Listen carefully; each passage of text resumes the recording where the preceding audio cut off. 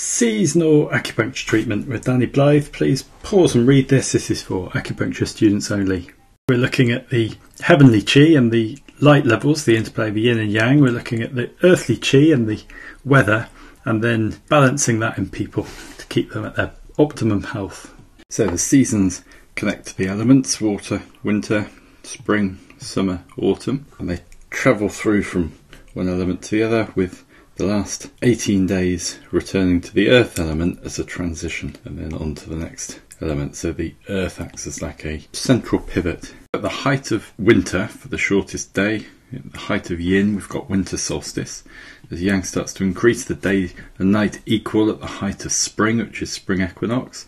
Same with summer solstice, the height of yang, and autumn equinox, the equal height of autumn.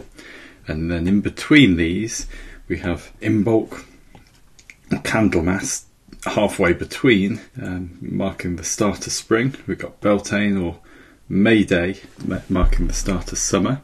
We've got Lammas or Harvest Festival, marking the start of autumn. And then we've got Samhain, Halloween, marking the start of winter at the 8 points. And this takes us up to kind of Warring States period in the way the Chinese divided the year up. In the Han Dynasty, the solar year was divided up into 24 solar terms or nodes. So we start with New Year, beginning of spring with the big festival, rainwater when the snow becomes rain, insects wake when nature wakes, and then spring equinox. So the important thing to notice here is that we've still got the solstices and we've still got the equinoxes dividing up the four corners, and then we've got the beginning of the seasons.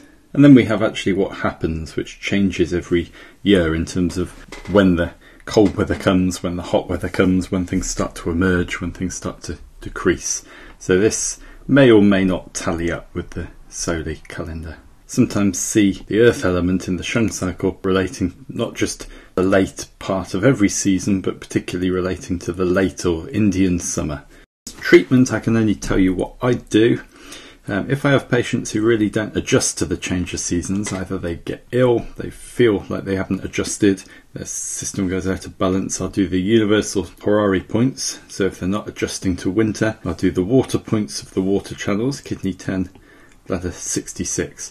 Likewise for autumn, it will be the metal points of the metal channels, which is lung 8, large intestine 1. And I'll do this sometimes between the start and the height of the season. Treating more constitutionally at the change of seasons and the patient's essentially doing well, I might do the elementary horaries.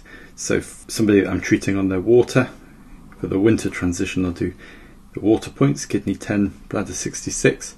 For the spring transition I'll do kidney 1, bladder 65. For the summer transition, kidney 2, bladder 60. And for the autumn transition, kidney 7, bladder 67.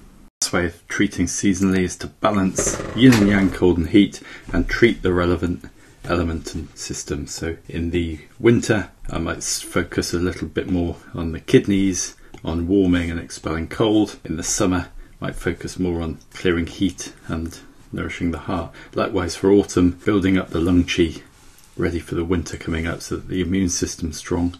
And in the spring, regulating the liver and helping to make that transition into growth. This just means treating the relevant organs and the relevant pathologies.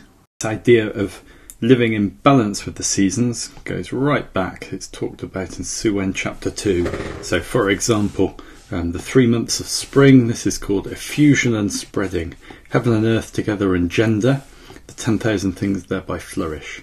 And then some advice: sleep at night and rise early. Take broad steps into the courtyard, i.e. get some exercise.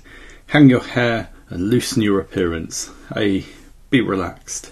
In this way, bring about the mind to be alive.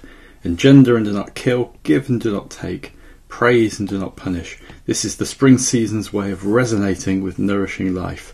So this is the spring chi, the spring seasons resonating, harmonizing, yang shen, nourishing life's Tao. So the Tao of resonating with nurturing life.